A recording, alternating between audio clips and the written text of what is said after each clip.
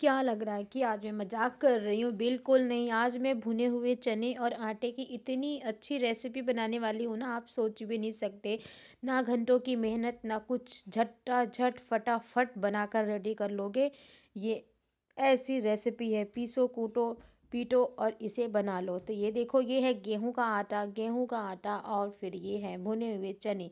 इसकी रेसिपी शायद ही आपने खाई होगी। विंटर स्पेशल रेसिपी है। सर्दियाँ आ गई हैं तो हर कोई कुछ न कुछ चटपटा खाने को हमेशा सोचता रहता है। तो भाई सोचना क्यों, रीतु के किचन में मिलता है ना सब कुछ चटपटा, तो फटाफट बना लेना चाहिए। तो ये जो है चने हमने अच्छे से साफ़ कर लिए हैं, साफ़ करके इन्हें रख लिया है। चलिए पहला काम करते हैं कि इस चने को जो है मिक्सर जार में डाल करके पीस लेते हैं।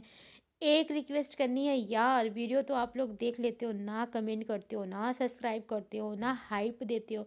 प्लीज़ यार सपोर्ट में, अच्छा बुरा जैसा भी मेरा वीडियो आपको लगता है आप एक कमेंट तो कर ही सकते हैं, ताकि मैं आपको थैंक यू बोलने के लिए आप मुझे कमेंट करिए, ताकि मैं आपको थैंक यू बोल सकूं। तो ये देखो मिक्सर जार में डाल करके हमने इसे पीस लिया है। बहुत बारीक नहीं, बहुत दरदरा नहीं, एकदम मीडियम पीसा है, इस तरीके से देख सकते हो। और बहुत अच्छे से पिसा जाता है भुना हुआ करारा चना, बिल्कुल भी कोई दिक्कत नहीं होती है। बहुत आसानी से पिस गया था, एकदम जादू की तरीके से, मुझे तो पता भी नहीं चला। तो चलिए अभी इसको भी रखते हैं साइड में, और एक करते हैं छोटी सी तैयारी। यहाँ पे मैंने लहसुन की कुछ कलियाँ ली हैं, दो मीडियम साइज़ के प्याज लिए हैं, इस तरीके से कट कर लेंगे। प्याज को कट कर लेंगे, लहसुन भी हमने छील करके ले लिया है। यहाँ पे मैंने 3 से 4 हरी मिर्च लिया है, इस तरीके से टुकड़ों में हम इसे कट कर लेंगे। उसके बाद मैंने यहाँ पे लिए हैं अदरक। अदरक कह रही भाई मेरे साथ जाती मत करो। अदरक को भी हमने इस तरीके से कद्दूकस कर लिया है। हमने इसलिए या किया कद्दूकस क्योंकि अदरक थोड़ा सा हार्ड होता है। और अब ये जो चने हमने भून करके रखे थे ना, इन चनों को हम एक मिक्सिंग बॉल में निकाल लेंगे। और अभी हमने जो लहसुन प्याज अदरक ये सब रखा है ना, इसमें डालकर इसे दरदरा पीस लेंगे। आप हम इसे चॉपर में भी चॉप कर सकते हैं, ऐसी बात नहीं है, लेकिन अभी मेरे पास ऐसा कुछ व्यवस्था है नहीं। तो मिक्सर में ही डाल के एक बार घुमा दूंगी तो ये अच्छे से खड़ा खड़ा सा पिस जाएगा। पल्स मोड पे हमें इसे नहीं चलाना है। तो इस तरीके से हमने दरदरा देख सकते हो लहसुन मिर्च अदरक प्याज का पेस्ट बना करके रेडी किया है। पेस्ट नहीं है ये, दरदरा सा है, कूटा हुआ है, आप इसे कूट भी सकते हैं ओखली वगैरह में डाल करके। और हमने मिक्सर में पीस लिया है, 1 मिनट भी नहीं लगा इसलिए। तो अब इसको हमने चने में जो है ट्रांसफ़र कर लिया है। अब इसमें डालूंगी मैं थोड़ा सा लाल मिर्च, स्पाइसी बनाने के लिए मुझे एक्स्ट्रा स्पाइसी पसंद है, इसलिए इसमें मैं डालने वाली हूँ अजवाइन। अजवाइन का टेस्ट तो इसमें 4 चांद लगाएगा। और इसमें एक सीक्रेट चीज़ भी डालेंगे, जिसके डालने से इसका स्वाद 2 गुना 4 गुना 5 गुना बढ़ जाएगा।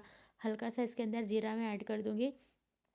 आप लोगों ने, मैंने माना आप लोगों ने अगर ये वाली रेसिपी बनाई होगी चने की, तो वो सीक्रेट चीज़ नहीं डाला होगा जो कि मैं आज डालने वाली हूँ। स्वाद अनुसार नमक डालेंगे, नमक की वो क्वांटिटी थोड़ा सा ज़्यादा रखेंगे। और सीक्रेट चीज़ भी इसके अंदर डालेंगे जिसके बारे में अभी आप सिर्फ सोचते रहो। उसके बाद मैंने इसमें डाल दिया है हरा धनिया, और इसके अंदर मैं एक नींबू के रस भी डालने वाली हूँ। इस तरीके से कट करेंगे और एक नींबू का रस भी इसके अंदर निचोड़ देंगे। इस तरीके से हाथ करके मैंने इसलिए डाला कि जो बीज है नींबू के वो मेरे हाथ पे ही रह जाए, और जो नींबू के रस हैं वो हमारे स्टफिंग में चला जाए।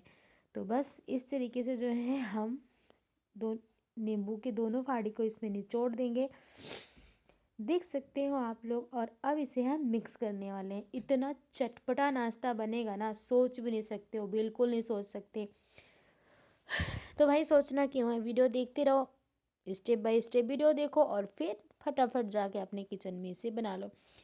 चम्मच से मैं मिला तो रही थी, पर वो कंफर्ट नहीं फील हो रहा था जो हाथ से आता है। हाथ से बने खाने का स्वाद ही अलग होता है। इसलिए मैंने सोचा चम्मच को मारो साइड में और हम करते हैं हाथ से मिक्स।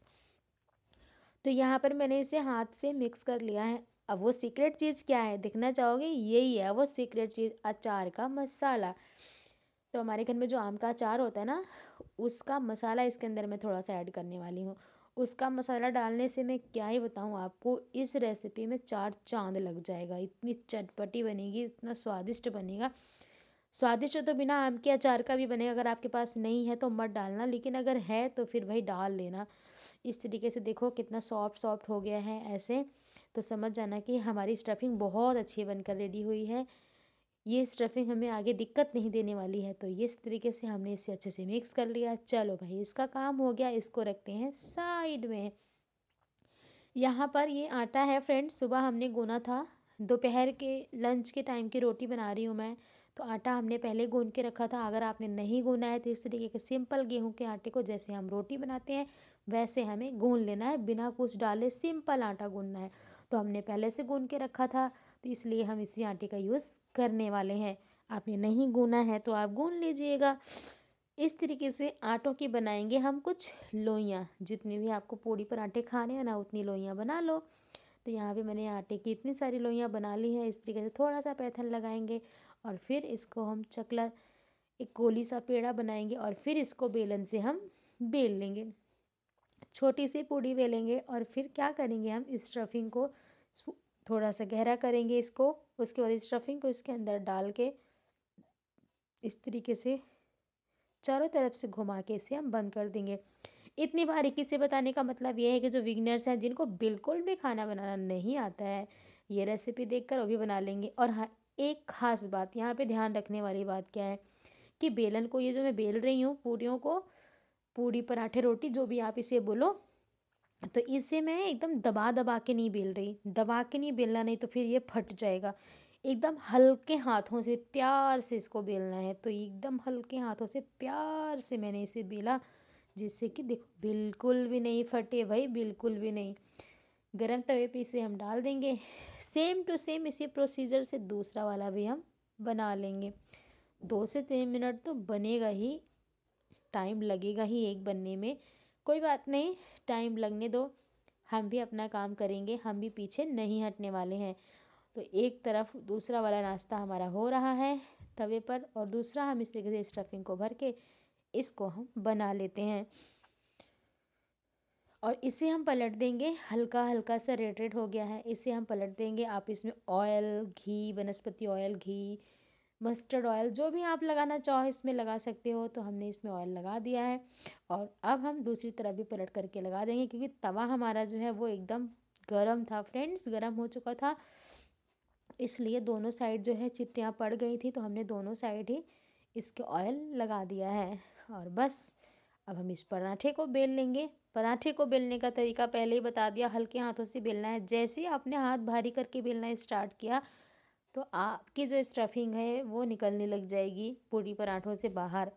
ये सिर्फ चने वाले पराठे में ही नहीं ये बात है, ये बात हर पराठे की होती है। जो स्टफिंग वाले पराठे हम बनाते हैं ना, चाहे आलू का हो, चाहे गोभी का हो, जिस मर्जी चीज़ का प्याज का हो, जिस मर्जी चीज़ का पराठा हो, एक ही बात उसमें ध्यान रखने वाला है कि जब भी हम उसे बेलें तो गहरे हाथों से नहीं बेलना है, भारी हाथों से, हल्के हाथों से हमें उसे बेलना है। तो चलो, दूसरा पराठा भी हमने तवे पर डाल दिया है और चलो अभी हम फिर से रोटियां बेल लेते हैं। तो यहाँ पर हमने लगाया ऑयल। ऑयल लगाने के बाद इसे हम अलट पलट करके फिर से इसे भी हम पका लेंगे। तो सेम टू सेम यही प्रोसीजर करना है हमें, जो है सारे पराठे इसी तरीके से हमें बना लेने हैं। एक बात का ख़ास ध्यान रखना है आपको कि जो मैंने पहले ही बता दिया है। तो चलिए पहले फटाफट फटाफट हम 2-3 पराठे बना लेते हैं, फिर इसे हम सर्व करेंगे और आपको दिखाएंगे आपकी इन पराठों को मैं किस चीज़ के साथ सर्व कर रही हूँ, सबसे ज़्यादा किस चीज़ के साथ खाने में ये स्वादिष्ट लगते हैं। तो देखो भाई, इस तरीके से हमने जो है नाश्ते को बना लिया है। एक पराठा हमारा बनकर रेडी हो गया, दूसरा हमारा बन रहा है, तीसरे को बनाने की तैयारी में मैं लगी हूँ। और एक तरीका ये भी है आपको स्टफिंग भरने का, इस तरीके से भरो, गोल गोल घुमाते जाओ, ऊपर से फिर जो आटा निकले उसे निकाल दो। तो कई बार कई लोगों के पराठे, पूड़ी, कचौड़ी में एक जगह आटा, जब हम इसे खाते हैं तो एक जगह आटा जो है वो रुका हुआ होता है। तो ये इसीलिए होता है कि जो ऐसे एक जगह बटोर के रख देते हैं, तो आप उसे इस तरीके से उठा के मोड़ के साइड में रख सकते हो। तो इसलिए मैंने तीसरा वाला जो पराठा बेला था, बनाया था, आपको यही समझाने के लिए बनाया था। तो चलिए भाई फटाफट, बहुत ज़्यादा देर नहीं करना है। अब अभी हमारा ये पराठा भी बनकर के रेडी हो गया है। इसे हम निकालते हैं साइड में। और तीसरा पराठा भी हमने तवे पे डाल दिया है और फिर लगाएंगे ऑयल। तो सेम टू सेम यही प्रोसीजर से हमें सारा पराठा बनाना है। अगर आपने एक चीज़ और मैंने आपको नहीं बताया है तो मैं अभी बता देती हूँ। अगर आपने पराठे को जो है हल्के हाथों से बेला है, दबा दबा के नहीं बेला है, तो आपका जो पराठा है वो गाइस फूलेगा ज़रूर। अगर आप उसे दबा दबा के बेलोगे ना तो फिर पराठा आपका फूलेगा नहीं। जैसे देखो, मैंने ये जो पराठे हैं ना, ये मैंने हल्के हाथों से बेला है, तो ये कैसे फूल रहा है आप देख सकते हो, ये देखो। तो ऐसे ही अगर आप चाहते हो कि आपका कोई भी पूरी पराठा हो वो फूले, तो आपको इन्हें हल्के हाथों से ही बेलना है। तो भाई अब ज़्यादा बात नहीं होती है, बस अभी इतना ही बनाऊंगी मैं। इतना पराठा हमने बना लिया है। इस तरीके से फूले हुए पराठे आपको खाने हैं तो फिर भाई मशक्क़त करनी पड़ेगी। गर्मा गर्म सर्दियों में पराठे। चलिए अब इसे हम सर्व करते हैं। तो फ्रेंड्स, यहाँ पे मैंने जो है पराठे बना लिए हैं और इन्हें मैं सर्व करने वाली हूँ जो है यहाँ पे आलू और सोयाबीन की रसेदार सब्जी और टमाटर और धनिया की हरी वाली चटनी के साथ। इतना टेस्टी लगता है ना, मैं क्या ही बताऊँ आपको। कॉम्बिनेशन बहुत अच्छा है। ग्रीन चटनी, टमाटर और धनिया की ग्रीन चटनी, और यहाँ पर आलू और सोयाबीन की सब्ज़ी के साथ गर्मा गर्म पराठे मैंने सर्व किए हैं। आप भी इस सर्दी बनाइए और इसे खाइए और अपने फैमिली, फ्रेंड्स, रिश्तेदारों को खिलाइए। अगर मेहमान आते हैं घर पे, आपने गलती से ये वाला डिनर या फिर ब्रेकफास्ट में नाश्ता बना दिया है, डिनर बना दिया है, तो वो जाते जाते आपसे इस पराठे की रेसिपी ज़रूर पूछ के जाएंगे। तो घर में पड़े हुए भुने हुए चनों को यूं ही क्यों वेस्ट करना, उसका उपयोग किया जाए। तो आज मैंने भुने हुए चने के पराठे बनाए हैं, आप देख सकते हैं। और इतने अच्छे से फुला फुला पराठा बना है कि आप देख सकते हैं दोनों परतें कैसे अलग हो चुका है। चटनी में इसे लगा करके खाएंगे तो मुंह का स्वाद भुलाए नहीं भूलने वाला है। ट्राई ज़रूर करें एक बार। ट्राई करने के बाद अपना फीडबैक मेरे साथ शेयर करें। आपको बहुत अच्छा लगने वाला है ये नाश्ता। तो ये देखो, फर्स्ट बाइट मैंने खा ली है, इतना टेस्टी लगा कि सेकंड बाइट भी मैं अभी इंजॉय करने वाली हूँ। तो चलिए फ्रेंड, फटाफट फटाफट नाश्ते को करते हैं फिनिश। उसके बाद मिलेंगे आपसे किसी नेक्स्ट वीडियो में नेक्स्ट रेसिपी के साथ। चैनल पे बने रहें और ज्वाइन रहें, और एक कमेंट ज़रूर करें ताकि मैं आपको थैंक यू बोल सकूं आपका नाम लेकर। प्लीज़ फ्रेंड्स, कमेंट ज़रूर करें, आपके कमेंट का हमें इंतज़ार रहेगा। वीडियो अच्छी बुरी जो भी लगती है आप लिख सकते हो, मुझे कोई भी कमेंट करो, पर आप कमेंट ज़रूर करो, मुझे अच्छा लगेगा। Thank you for watching. Bye bye friends.